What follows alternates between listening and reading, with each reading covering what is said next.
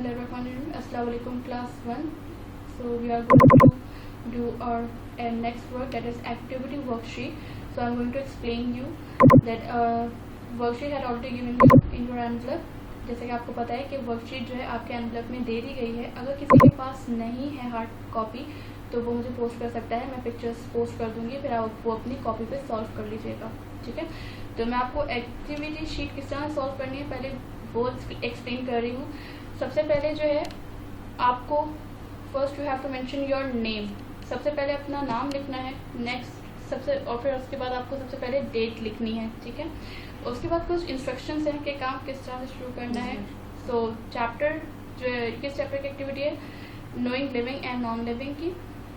Instructions कुछ यूँ है कि take a file and tag it with your name and class. सबसे पहले एक फाइल लेनी है, उस पर जो है अपना नाम और क्लास लिखनी है. ठीक है, next keep your all science worksheet in it. और सब वर्कशीट एक जगह उस फाइल में अटैच करके संभाल के रखनी है. ठीक है, do not fold any paper and file as well. Paper और फाइल को बिल्कुल भी फोल्ड नहीं करना है, बिल्कुल नीट एंड क्लीन रखना है, साफ साफ कि बिल्कुल भी कोई गीली ना हो, कोई पेज मुड़ा हुआ ना हो. ठीक है, नेक्स्ट इज बिफोर सॉल्विंग और doing worksheet first read the whole chapter thoroughly and revise the lecture and try to do by your own self first. If any case you face any difficulty then you may ask or take your help from your parents or guardians. सबसे पहले worksheet solve करने से पहले chapter को अच्छी तरह पढ़ना है, समझना है और जो लेक्चर आपको दिया गया है उसको रिवाइज करना है. सबसे पहले कोशिश कीजिएगा कि आप लेक्चर खुद से सॉल्व करें. अगर आपको लगता है कि वो आपसे नहीं हो पा रही, कोई डिफिकल्टी आपको फेस करनी पड़ी तो आप हेल्प ले सकते हैं अपने पेरेंट्स से. ठीक है, यूज शार्प पेंसिल शार्प होनी चाहिए. डू नॉट यूज लाइट और सो मच डार्क, ना तो ज़्यादा लाइट हो ना से ज़्यादा डार्क हो ना ज़्यादा से ज़्यादा लाइट हो. ठीक है, शार्प पेंसिल यूज करनी है. Follow alphabetical formation, must focus on sky letter, grass letter and root letters. Alphabetical formation बिल्कुल सही होनी चाहिए. Sky letters, root letters, 4 lines बिल्कुल प्रॉपर यूज होनी चाहिए. ठीक है, when you start your work first you have to mention name and date. जैसे मैंने आपको बताया नेम एंड डेट मेंशन करना है. उसके बाद do not use any colour pencil, marker, crayon और anything. Just do your work by a pencil. कोई कलर पेंसिल, मार्कर, क्रेयॉन या कोई और चीज़ यूज़ करने की जरूरत नहीं है. सिंपली अपना वर्क जो है आपको पेंसिल से करना है. ठीक है, डू नॉट कट और rub the thing, simply use eraser to eraser if you made.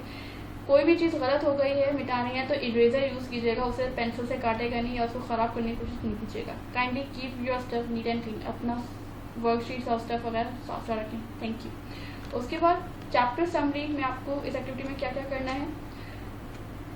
Choose the best answer, true false etcetera.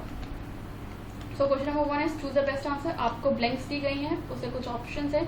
Blank में वही ऑप्शन लिखिएगा जो करेक्ट आंसर है और सर्कल भी उसी को करिएगा जो करेक्ट आंसर है. अगर ब्लैंक में कुछ और लिखा है और ऑप्शन को कुछ और टिक कर रहे हैं तो ये रॉन्ग क्रॉस हो जाएगा, इसके मार्क्स नहीं होंगे. ठीक है, तो करेक्ट आंसर आपने लिखना है. ठीक है, so for example the number 1 is the thing which are capable to eat, drink, breathe, grow and reproduce are known as dash thing. For example, एक एग्जाम्पल दे रही हूँ मैं आपको चूज बेस्ट करने की कि वो कौन सी चीज़ें हैं जो खा भी सकती हैं, सांस ले सकती हैं, ग्रो कर सकती हैं, रिप्रोड्यूस करती हैं, उनको हम क्या कहते हैं, dash thing. So the thing is living और non living. So that is living. तो आपने लिविंग को सर्कल करना है. ठीक है, और ब्लैंक में भी आपको क्या लिखना है, लिविंग लिखना है.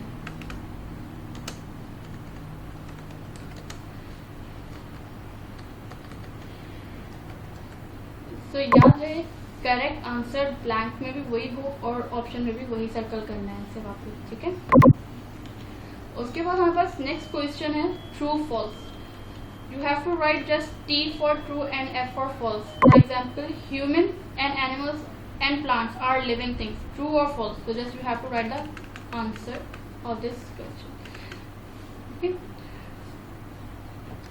Now we have going to move towards question number 3. That is write the correct answer. आपको कुछ sentences दिए हुए हैं और ऑप्शन दिए हुए हैं, आपको इसमें correct answer लिखना है. For example, a bird feeds its babies. जो बर्ड्स अपने बच्चों को फीड करवाती है, खिलाती है.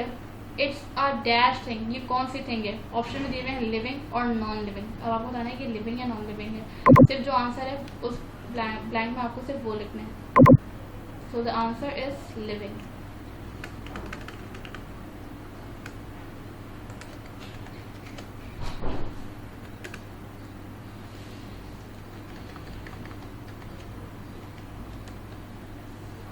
Okay, now question number 4. Fill in the blanks by using word bank. आपको एक वर्ड बैंक दिया गया है और कुछ सेंटेंसेस दिए गए हैं. इस सेंटेंसेस के जो आंसर्स हैं आपको वर्ड बैंक में दिए गए हैं. वर्ड बैंक की मदद से आप ये फिल कर सकते हैं. For example number 1, dash does not need food and water. वो कौन सी चीज़ है जिसको खाने की, ग़िज़ा की और पानी की ज़रूरत नहीं है. सो द आंसर जो है आप लोग वर्ड बैंक में सर्च करेंगे, जो आंसर करेक्ट है आप बोलेंगे. For example non living thing does not need food and water.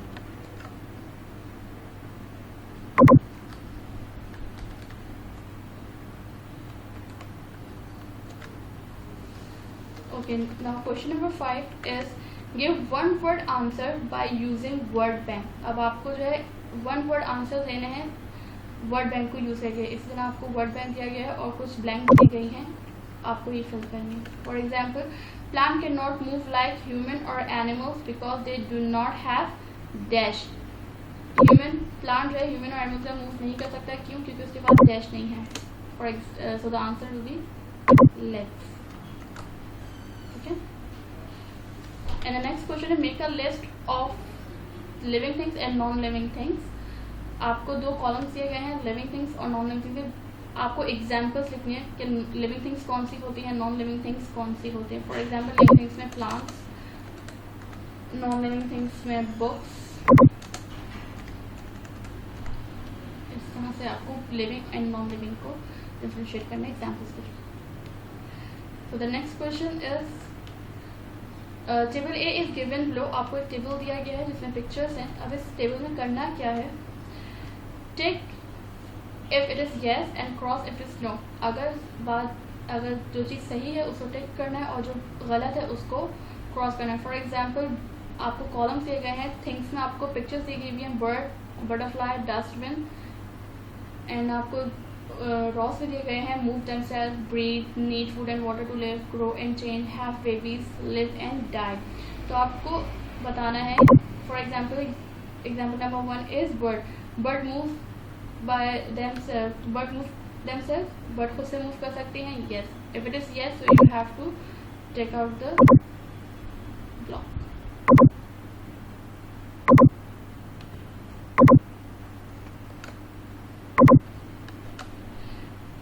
Bird can breathe.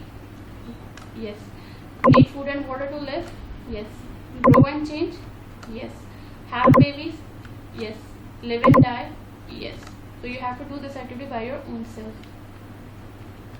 So the next question is mind mapping. जब आप living things के बारे में सुनते हैं, so exercise A is who are living things. जब आप living things के बारे में सोचते हैं तो आपके दिमाग में सबसे पहले कौन सी चीज़ आती है लिखने में. For example, they can breathe. Next, they can grow and they can move, whatever. Okay. Also, next exercise is what are the characteristics of living being. आप कैसे characteristics को जान सकते हैं, इनकी characteristics बताने की characteristics कौन सी होती हैं. For example, they can eat, breathe, move, grow and reproduce. That's it.